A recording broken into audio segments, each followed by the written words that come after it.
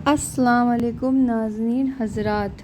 जैसा कि मैंने आपको अपने पिछले व्लॉग में बताया था कि मेरी कैट ने 5 बच्चों को जन्म दिया था, जिसमें से ये जो बच्चा 4th नंबर का है, ये बेचारा बहुत अच्छा था। इस बच्चे को बिल्ली ने पता नहीं कैसे घर में घुस के उस बच्चे को मार डाला। उसकी सांसें चल रही थी और वो थोड़ा-थोड़ा बस मूवमेंट कर रहा था, तो मैंने उसको कॉटन से दूध पिला रही थी बार-बार।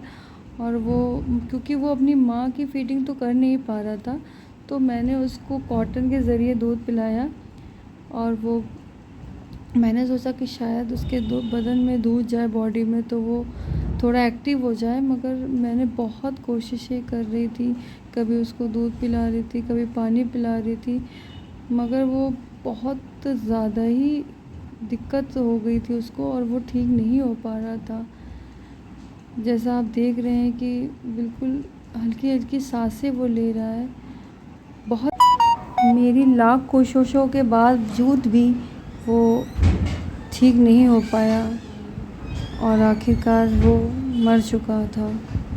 मैंने बहुत कोशिश की कि वो बच जाए। उसकी सांसें चल रही थी और सुबह 11:30 बजे बिल्ला घर में घुस गया था। न जाने वो कैसे घर में घुस गया था।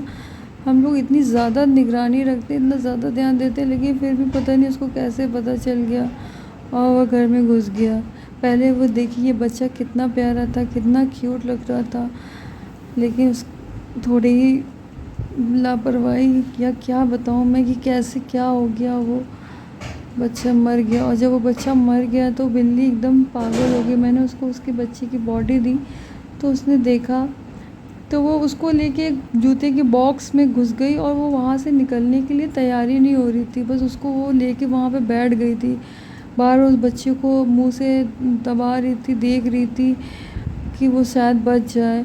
आप लोग भी अगर घर में कैट पालते हैं तो इन बच्चों को बचाने के लिए बिल्ली से बहुत ज़्यादा ख्याल रखा करिए, क्योंकि ये बिल्ली पता नहीं क्यों मुझे पहले भी पता था कि ये बिल्ली जो होते हैं ना, ये बच्चों को मार डालते हैं, इसीलिए हम लोग ख्याल रख रहे थे। ना जाने कैसे किस टाइम वो सुबह आ गया और उसने बिल्ली को पटक दिया, उसकी पता नहीं गर्दन दबा दी या क्या कर दिया।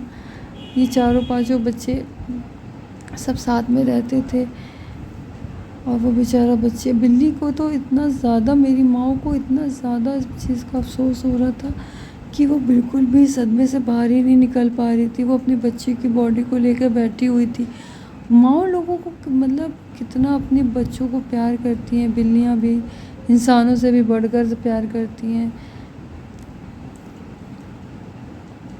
मैं बार बार उसको अपनी बच्चा दिखा रही थी, उसका किटन दिखा रही थी कि वो मर चुका है, इस बात को तुम्हें एहसास हो जाए, लेकिन वो बिल्कुल भी मानने के लिए तैयार नहीं थी। और वो अपने मुंह से बार बार उस बच्चे को 4th नंबर के जो किटन मर गया उसको बार बार वो अपने मुंह से दबा रही थी कि शायद उसकी सांसें चल जाएं वो, लेकिन बहुत रो रही थी क्योंकि वो ऐसे बिल्ली जैसा कर रही थी कि वो उस अपनी भाषा में पता नहीं वो क्या बोलना चाह रही थी।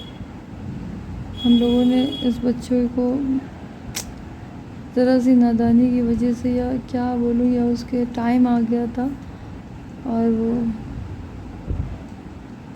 मेरी बेटी उसको दफनाने के लिए ले जा रही थी कि लाओ मैं उसको दफनाएं, और लेकिन वो जाने ही नहीं दे रही थी।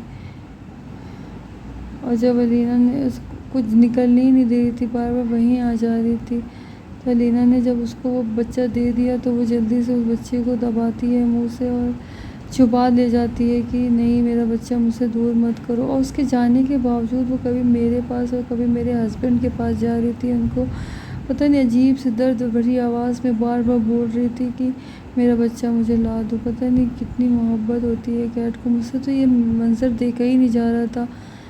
बहुत मुझे अफसोस हो रहा था और मेरा रोना भी आ रहा था कि देखो। और वो बच्चे को लेकर के एकदम कोने में जाके घुस जाती है, जहाँ पे जूते वूते रखे होते हैं ना, वो वहाँ पे घुस जाती है, वहाँ पे छुपाना चाहती है कि मेरा बच्चा शायद मेरे पास ही रहे। वो मर भी गया लेकिन वो रहे मेरे पास ही।